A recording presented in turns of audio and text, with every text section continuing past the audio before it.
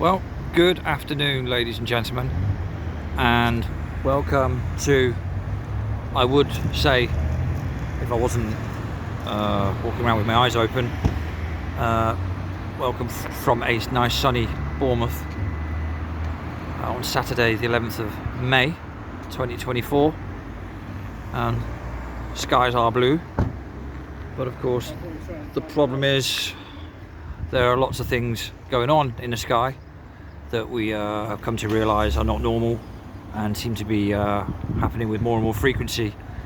And so I thought I'd just bring this video to you very quickly while I'm at the supermarket with my girlfriend and partner Sandra, who kindly has been up from London to support me over the previous week, because I've been in hospital, unfortunately, with some lingering issues that seem to just not want to go away, a bit like this here.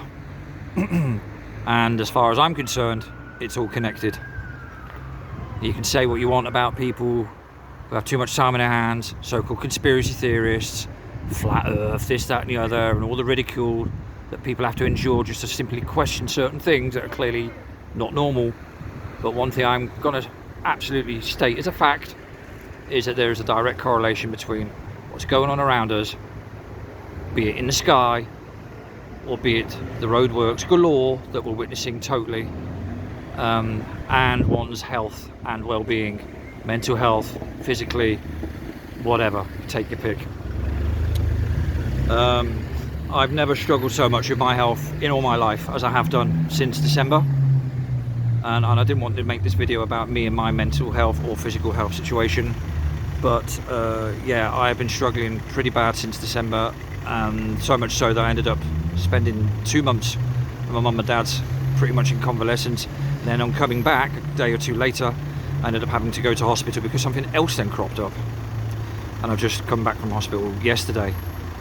Sandra came up from London to support me and help me out, because of course the help that is on offer is less and less and less, all by design of course, because that adds to your stress and your woes of how the hell are you going to get by, who can support you if you can't move, if you're immobilized, if you're debilitated, how do you get your shopping in, how do you look after yourself, how do you do this, how do you do that, how do you do the other, without the deterioration just increasing.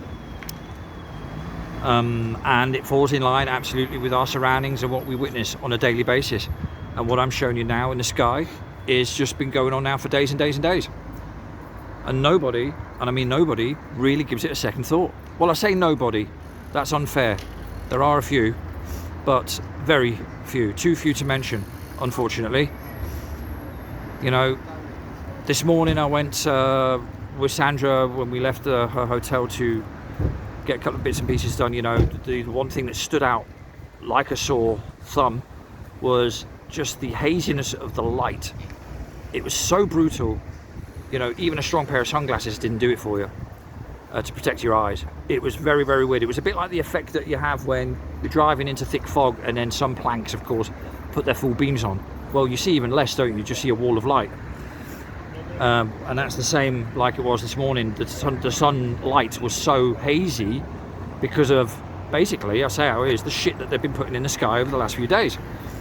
You know, my throat has been hurting and dry now, and I've had headaches the last 2 days as well, even though I'm on medication that combats pain because of the other issues I've got going on. So, you know, what on earth is this?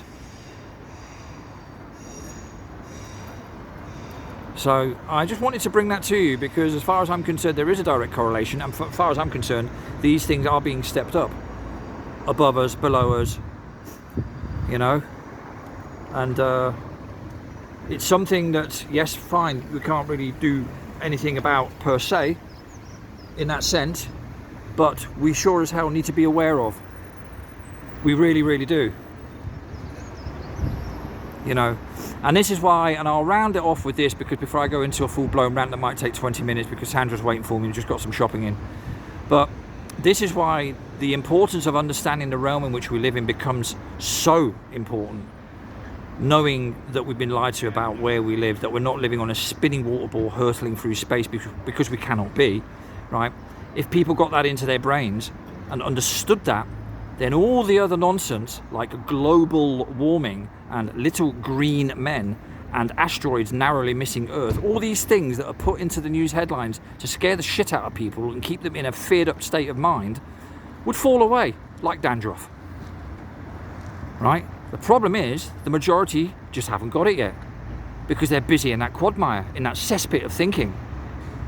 They can't free their minds because they're too busy making ends meet, they're too busy getting stressed out with things, because that's all done by design. That's the whole idea, is to have people scared about their own bloody existence in so many ways. Health being one of them.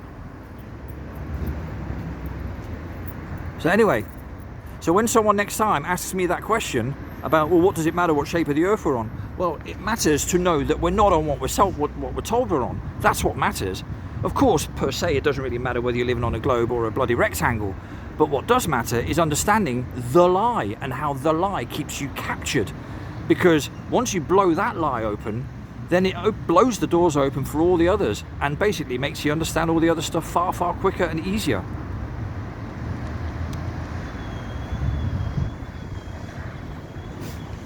You know, and I'll end it on this, and it's a fact. Earth is measured flat. Always has been, always will be. It's navigated flat. All maps are flat. Any globe models that you see knocking about have all been derived from flat Earth elevation angle measurements to Polaris to establish latitude, for example. So before people start ramming down my throat what a conspiracy theorist I am, they should pay more attention to the practicalities of navigation, celestial navigation and otherwise, the functions of a sextant and all these things that are in existence that help us not die in the middle of an ocean, right? And understand how these things work, because then if you are navigating and doing everything and measuring everything for flatness, well, why would you do that if you're living on a globe? You wouldn't, right? So understanding that and giving it some thought and using your observations and paying more attention to your own thinking, as opposed to appealing to consensus all the time or to media or to whatever else, that would ease the burden a lot and would certainly make better understanding of what's going on. It won't give us the exact reasons as to why the lies, but it will make us understand that we are absolutely being lied to and that we're not just creating sound bites that, you know, history books are a lie and this is a lie. No, it's all right saying that, but get an understanding as to what is actually going on, you know. And the realm in which we live in and the fact that we've been lied about, that is the biggest one of all. That's the one that blows open those doors of discernment. So on that note, I just wanted to, you know, bring you this brief video, point my camera up to the sky, show you that this has been going on all the time. The haziness will increase today. It always does in Bournemouth around about this time, once they've put all these bits and bobs up there, and we can prepare for another cloggy evening, and then we'll blame it on global warming and then thus justify geoengineering, which is what they tell us this is, to prevent global warming. Absolute total madness, and of course bullshit of the highest order with severe consequences. Alright, well anyway, so I hope you're all doing well. I hope you're all enjoying the weekend hitherto. Hope you all had a good week hitherto, and I hope to speak to you all soon. Some of you, of course, much sooner. Alright, take it easy. Speak to you all then, and ta-ta for now.